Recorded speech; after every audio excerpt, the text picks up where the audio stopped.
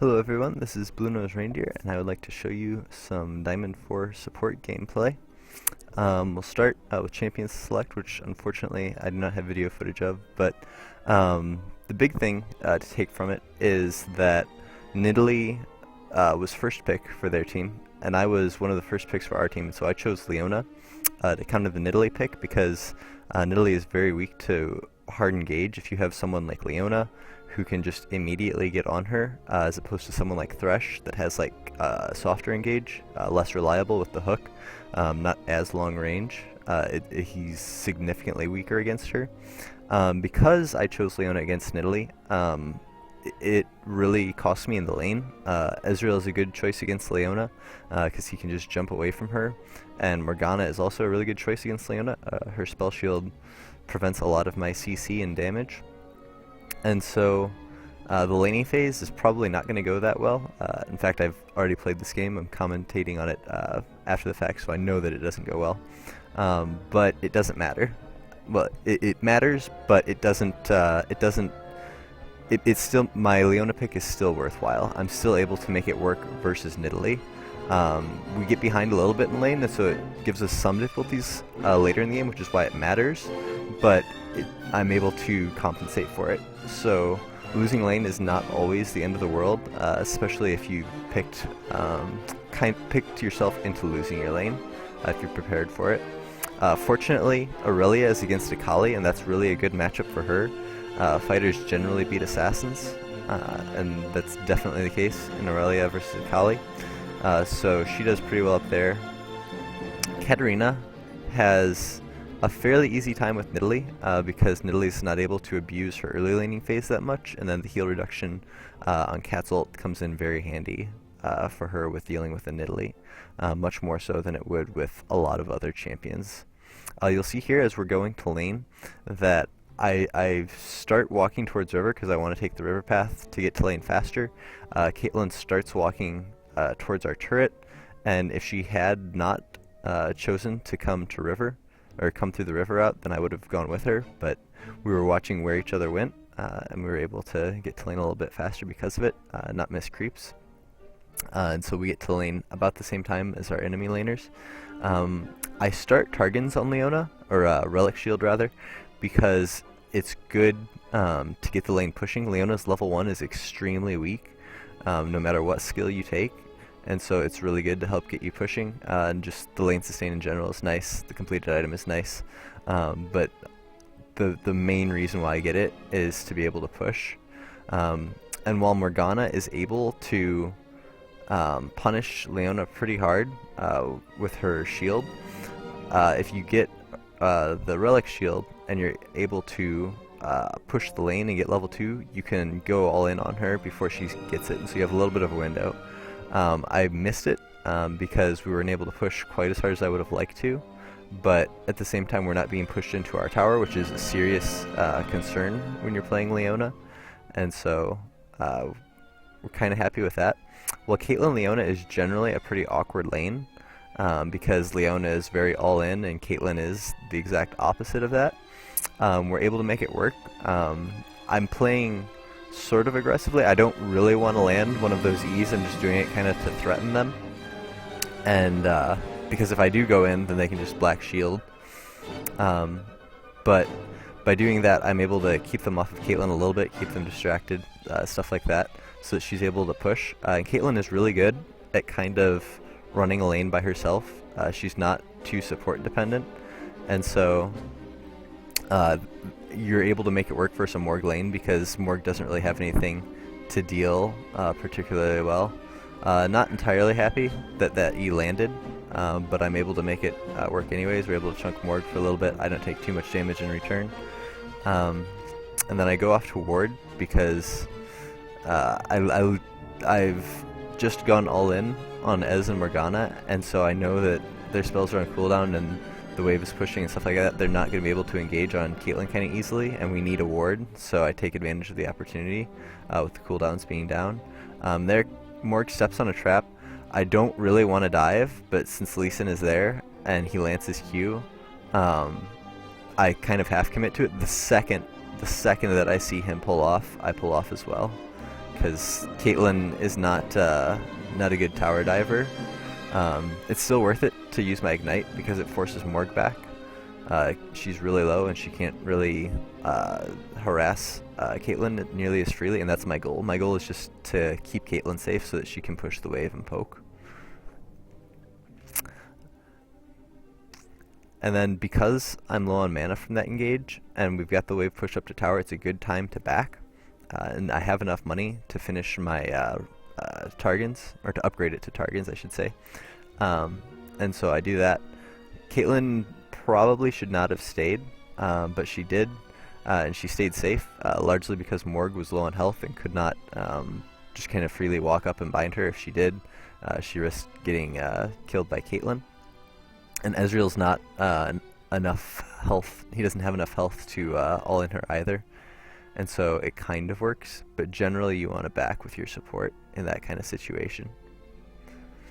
And if you're the support and your AD carry has to back, you don't want to be sticking around in the lane either. It's just you don't want to walk in and give them free 2v1s for no reason. As soon as I do get to lane, I help push it because I know that they've backed and we can push it to tower. So I just use my W and my E and my Targans to clear as much as possible. And then right here, because I see Caitlyn's backing, I decide I don't want to stay in lane, and so I start looking for other opportunities. What else can I do on the map? I've just backed, so there's really no need for me to, but I can maybe gank mid. I don't want to dive it because it's not really a guaranteed kill. If that was someone like a LeBlanc, maybe we could, but a LeBlanc wouldn't be pushed up that far either. And so I don't really want to commit to it, but I didn't have anywhere else to be, so it didn't hurt me to roam up that way either. I didn't see at first that there is a ward in this bush that Katarina's about to find. And so she goes to deal with that, and I come to help her. If I had reacted a little bit faster, we probably could have done something.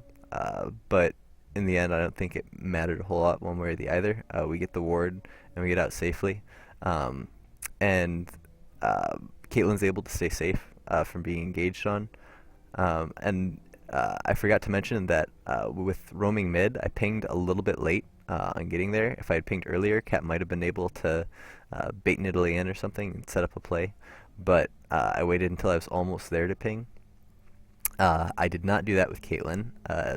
I pinged a little bit further out in advance. I pinged once to be cautious and then once that I was coming, so it wasn't... she couldn't mistake that I was trying to tell her to back off. I was just saying, you know, kind of be careful, but I am here very shortly. And so it's just good to communicate with your teammates, especially when you're traveling long distances and don't have anything else to do, like when you're roaming mid like I just did, or coming back from somewhere. It's good to over ping, like not spam pings and be annoying, but to ping whatever you're thinking, whether you think they maybe necessarily need to know it or not. Just be a little bit more likely to ping than you would normally, because you have nothing else to do and that information might help. And so here, like, we're continuing to just kind of run the wave. Caitlyn gets caught in a really bad place. You don't want to ever have your jump disrupted. As Caitlyn, your net disrupted. And there, if Lee Sin had been able to get onto Morg, I would have stayed on her, but the minions were blocking his Qs, so we just back off. Even though I was able to get a good combo, there was no play there because of the minion wave. And here, I probably should have backed off a little sooner, but I know that I'm going to die after I get hit by a Mumu, and so I do what I can to make it worthwhile. I stun Ez. I end up taking a tower shot, but I was going to die anyway, most likely. Don't believe I had my flash for that play. And so I used my Ignite. Oh, I did have flash, but I used my Ignite a little preemptively, hoping that we can get a kill out of it. But Caitlyn was just too low. Didn't have any damage or anything like that. It's unfortunate. Double buff a Mumu with ult, strong gank. And Lee was just too low to counter gank it. And here Cat does a really good roam. She knows that they just killed our bot lane, and so they're probably going to do dragon, and she ends up getting a double, almost a triple kill out of it, but she chases the wrong kill, and so she misses a Mumu. But I see her chasing really hard, and so I start roaming to go help her because I know that their bot lane's dead. They don't really need me bot lane. I could maybe help Caitlyn push faster, but that's not a huge deal. I'd rather make sure that Cat doesn't die, or that if she does, that we get a kill in return. And then after I see that she's not going to dive, I went and warded to get some deep wards because Lee Sin can counter jungle Amumu pretty well.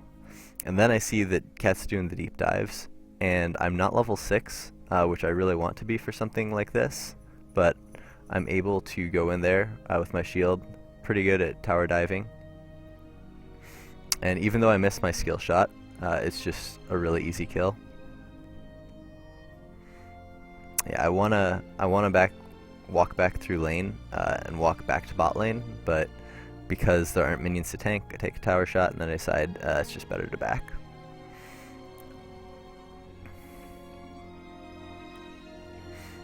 And boots are really nice to get on Leona early,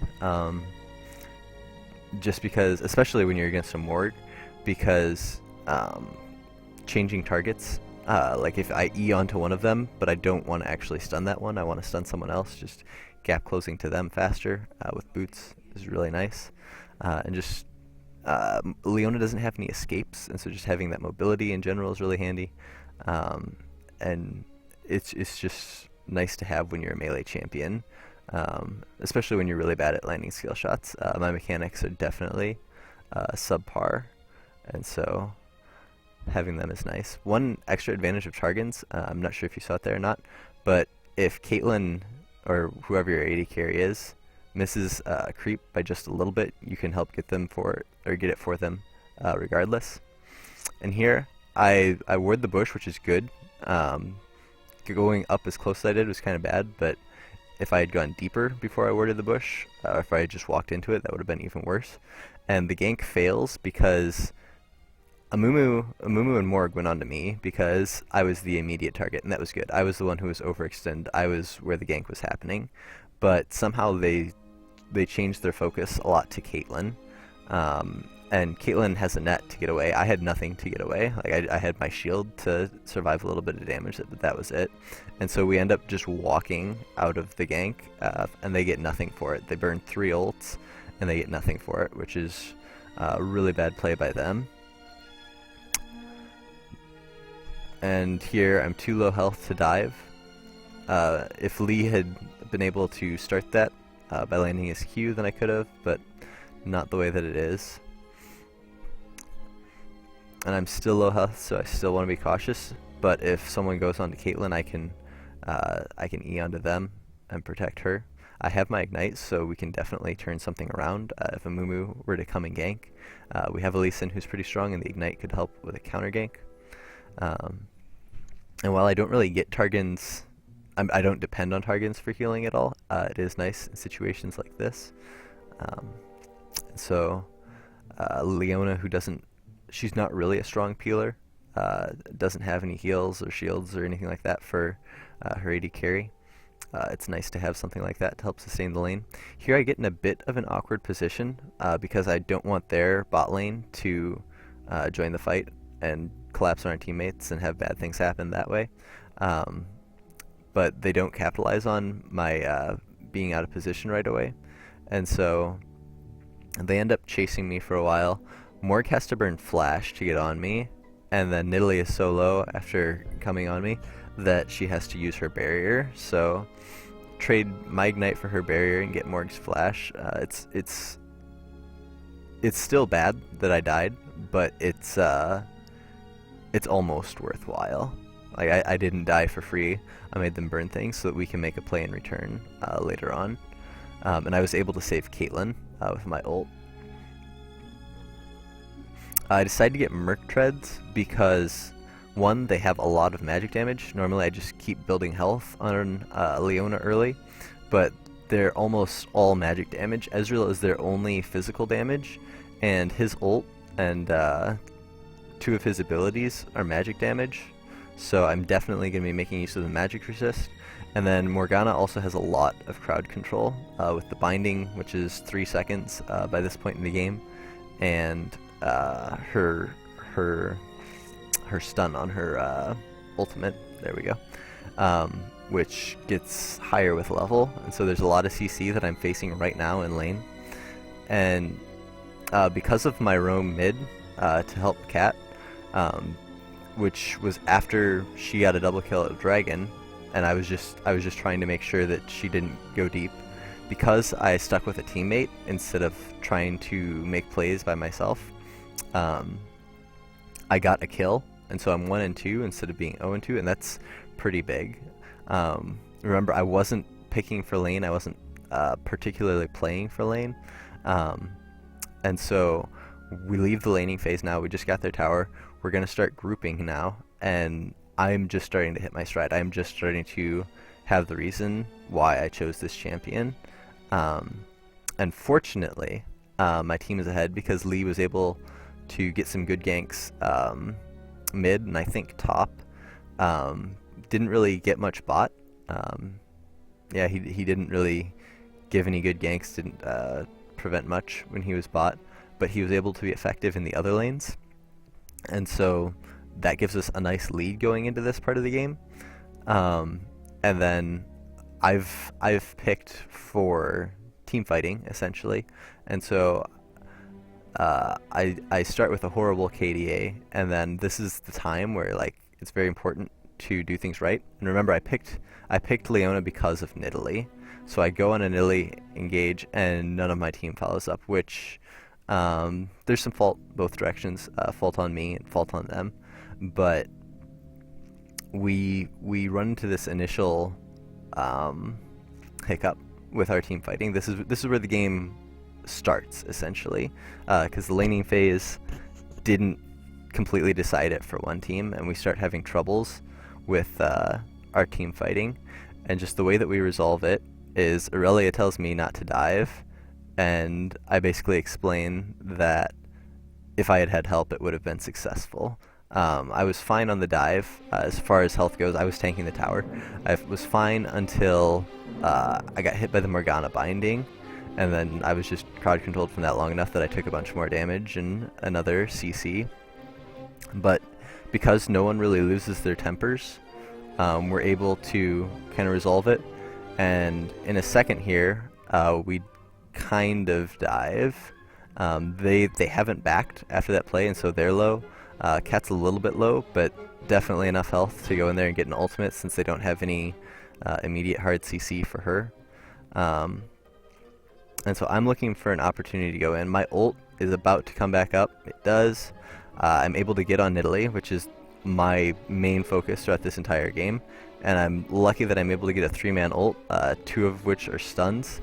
And then Aurelia was close enough that we were able to get another kill. 2 kills actually. And so that makes up for the previous dive that went wrong, because I was the only one that dived, very fortunately. If more people had died, we probably would not have been able to have enough health to make that play, and would be further behind. But Lee dives a little bit far here, but in the end, it turns out to be worth, because Akali just takes too much damage, which gives Aurelia the resets that she needs. And then I'm low health, low mana, there's nothing that I can do. Leona's a very all-in champion. You want to be, I don't want to say you want to be diving towers, but you want to be finding places where you can just all-in, and you're definitely stronger than most champions at diving towers and things like that. And so you're looking for those sort of plays. And when you don't have much health, you just kind of back off, because when you go in, you are 100% all in, and all you do is all in. You don't poke at all. You don't disengage at all. When you do something, you're 100% when you're Leona. And so if you can't 100%, you just don't do it at all. I now have my Face of the Mountain, which is actually pretty good these days. The shield, which scales off of health, which is the primary stat that you want to be stacking with Leona, is really nice, both for yourself when you're diving towers and stuff like that, and want to soak more damage, survive a little bit longer, whatever the case is, bait people, different things like that. And it's also really handy for appealing for your carry. Here, I don't think Nidalee disconnected, just because of the way that she walked in and changed directions and stuff like that. I think she was just not paying attention to the game. And here, I hold on to my stun. I could use it to push the tower faster, but I have confidence because Ezreal's bottom that we don't need to... The second or so that it might save with using it on the tower wouldn't push it that much faster, and there was a chance to pick a Mumu at that time. But that on the inhibitor turret, I used it on the tower because I think Ezreal had gone out of vision, so we assumed that he's recalling. And then there was no chance for a dive. Just wanted to kind of get in, get damage on the tower, get out, sort of deal. And that's why I used my E to get out. I stick around at this point because I still have my Face of the Mountain shield, which I can give to myself if I need to. Or if someone goes on Caitlyn or something like that, I can go on them. I have enough mana to do so, and I can keep myself from dying with the Face of the Mountain. And one thing that I want to point out that I'm not doing is I'm not recalling around the time of item breakpoints. Like I'm not looking to finish my Sightstone and recall then. I'm not looking to finish my Face of the Mountain and recall then. I'm looking to take objectives, and then when the objectives are gone, I finish, and I just buy whatever I have. I don't prioritize finishing items before starting fights. That's definitely something that's different with support than from a lot of positions, because one person like making that sacrifice and not timing their backs around items means the difference between being able to have people group and not being able to have people group. And that play, Mumu survives with like single-digit health, and if Cat had pinged, I would have been able to know that she was going in on that, but I didn't. But she didn't, so I didn't know. And so he was able to walk away. If I had known she was going in, I would have been able to ult and E in and stuff like that, and she probably could have gotten like a triple kill. But I do see that she's in trouble, and so I hit the stun, just make sure that she's safe, and then we walk away. I do want to point out, I started this game, I think I started 0-1 and then went to 1-2, and now I'm 1-3-8. Actually, after the 1-2, I went to 1-3. So at the very start of this game, I had a pretty terrible KDA, but now I've got it up to 3. I'm 1-3-8. And so, obviously on support, you're not going to get a lot of kills. You're not supposed to get a lot of kills on most of your supports. But it is important to try and have a good KDA and make sure that you're not dying too much. That's pretty much the biggest skill factor, or not skill factor, but the biggest characteristic that you look for in a good Leona is how much do you die? Because Leona is a tank. She's not like a peeler, really, in most comps. She's more of that initiator, hard engage, and when you're the first one in, and you're the person that you want people to focus, then you have to take a lot of damage, and on a support's budget, that's very difficult. And so, kind of what makes a good Leona is being able to survive. And here, Nidalee just has not learned her lesson from the rest of the game. Tries to finish me off when I get my armor and magic resistance buff and all that, and so I'm able to chase her off. Would have gotten a kill if it wasn't a Nidalee. And she had flash up, but I got her flash, so that was worth. I supported Aurelia when she tried to catch people out, which was pretty silly by her. But I didn't commit to it, and when she was dead, when I could see that she was dead, I made my escape while I still could. I turned back for a second, which was pretty bad, but in the end, Nidalee was the only one that chased, so I got away with it. And at this point in the game, like, Aurelia had a good laning phase. She's a good laner. A lot of that was due to the fact that she was against an Akali, and so she kind of carried the early game. But late game, she's made a lot of questionable decisions, not following up on the dive, going for that pick, stuff like that. And so she'll make a few more later on, but it's very important to, how do I want to phrase this, to realize that people have skills in different areas, and to not assume that just because they're good at one thing, that they're good at everything, and that they're just going to carry the game if they do really well early or something like that. If we had been just kind of depending on Aurelia, I do not believe we would have won this game. I wait too long to ult there on Ez. I was a bit hesitant. I was trying to line it up really well and get the double stun. But at this point in the game, we're up pretty convincingly. We have a really good dive comp with Katarina, Aurelia, Leona. Those are all 3 very good diving champions. And Lee, of course. Caitlyn is very much not a part of that, so our comp was a bit sloppily designed there. And here I'm low, my face of the mountain is down, so I'm trying to find things that I can do that aren't going to take a lot of health. I've kind of soaked the damage that I can soak already, and so I wait for them to go on my teammates before I go on them. I hit inhibitor. I've regenerated a fair amount of health, so I can probably do another all-in with my mana that I have left. But we back off. And right now, I build Aegis all the time, so I know that the complete cost is 850 from the items that I have, and I didn't even, like, I think when I hit the 850 mark in the game, I was like, oh, should I go get Aegis? And no, there just wasn't a chance, and there's Aurelia dying. I just wait until the team is done taking objectives to go get my items, and it pays off a lot. And that was the case with a lot of my other items too. A couple times I died conveniently around times when gold was finishing. But you definitely don't want to prioritize your item, like finishing an item around when you back. At this point in the game, my team is kind of split up, so I want to be really careful about where I go. When you're a support, like, you don't make plays by yourself, you make plays with other people, so you always want to be with other people, but choosing who you're with can be kind of rough, and so I just kind of sit in mid, not really deciding one way or the other, and then I see Caitlyn recall, Aurelia recall probably to finish items, and then I see Lee and Kat trying to make plays on their own, which is pretty dangerous, especially considering like their team has nowhere else to be other than defending, so having 2 people trying to fight all of them is pretty bad. And there I'm trying to bait Leona and Nidalee and Morgan, and I'm very successful in it.